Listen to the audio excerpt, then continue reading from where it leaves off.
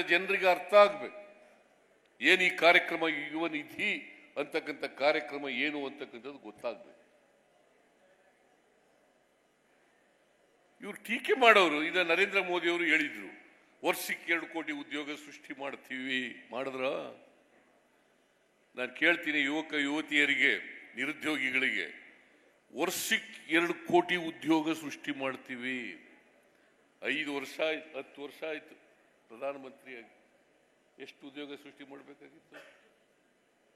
20 ಕೋಟಿ ಉದ್ಯೋಗ ಸೃಷ್ಟಿ ಮಾಡಬೇಕಾಗಿತ್ತಲ್ಲ. ಮಿಸ್ಟರ್ ನರೇಂದ್ರ ಮೋದಿ, ಮಾತು ತಪ್ಪಿಸ್ಕೊಂಡವ್ರು ಯಾರು?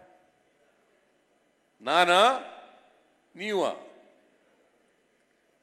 ಮಾತು ತಪ್ಪಿಸ್ಕೊಂಡವರು ಮಿಸ್ಟರ್ ನರೇಂದ್ರ ಮೋದಿಜಿ, ನಾವಲ್ಲ. ನಾವು ಕೊಟ್ಟ ಮಾತಿನಂತೆ ನಡ್ಕೊಂಡಿದ್ದೀವಿ, ಮಾತು ಉಳಿಸ್ಕೊಂಡಿದ್ದೀವಿ.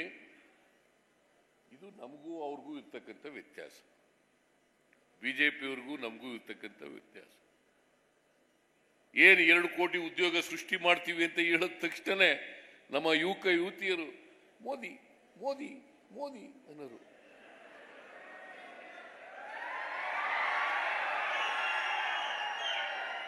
ಮೋದಿ ಮೋದಿ ಮೋದಿ ಕೊಟ್ರ? ಉಳಿಸ್ಕೊಂಡ್ರ? ಉಳಿಸ್ಕೊಂಡ್ರಿ?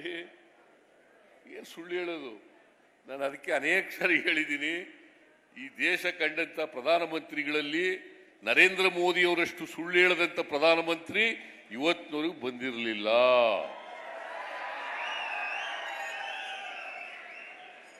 ನಾವು ಅರ್ಥ ಮಾಡ್ಕೋಬೇಕಾಗ್ತದೆ. ಶಿವಮೊಗ್ಗದಲ್ಲಿ 12ನೇ ತಾರೀಕು ಸುಮಾರು 1 ಲಕ್ಷ ಯುವಕ ಯುವತಿಯರನ್ನು ಸೇರಿಸಿ, ನಿರುದ್ಯೋಗ ಇರ್ತಕ್ಕಂಥ ಯುವಕ ಯುವತಿಯರನ್ನು ಸೇರಿಸಿ, ಅವತ್ತಿನಿಂದಲೇನೆ ಯಾರ್ಯಾರು ರಿಜಿಸ್ಟರ್ ಆಗ್ತಾರೆ, ಯಾರ್ಯಾರು ನೋಂದಾಯಿಸ್ಕೊಳ್ತಾರೆ, ಅವರೆಲ್ಲರಿಗೂ ಕೂಡ ನಿರುದ್ಯೋಗಿ ಗ್ರಾಜ್ಯುಯೇಟ್ಸ್ಗೆ 3,000 ರೂಪಾಯಿ, ನಿರುದ್ಯೋಗಿ ಡಿಪ್ಲೊಮಾ ಹೋಲ್ಡರ್ಸ್ಗೆ 1,500 ರೂಪಾಯಿ. ಇದನ್ನ ಅವತ್ತಿನಿಂದಲೇ ಅವರ ಅಕೌಂಟ್ಗಳಿಗೆ ನೇರವಾಗಿ DBT ಮೂಲಕ ತಲುಪಿಸ್ತಕ್ಕಂಥ ಕೆಲಸವನ್ನ ನಮ್ಮ ಸರ್ಕಾರ ಮಾಡ್ತದೆ.